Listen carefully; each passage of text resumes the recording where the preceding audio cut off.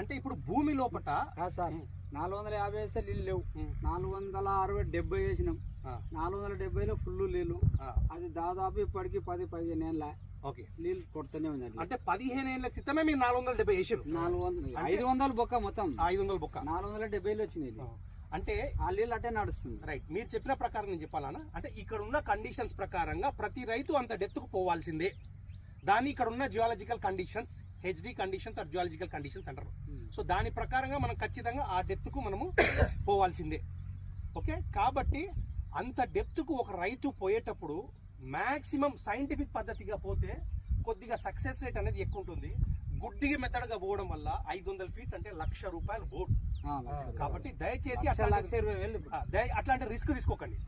ఒకవేళ 500 ఫీట్లు మనం ఒక బోర్ వేసి 1 ఇంచ్ నీళ్ళు వస్తే ఏం యూజ్ ఉండదు. పోయినాయి కూడా పూర్తి పడకుండా పోయినాయి కూడా 500 కూడా.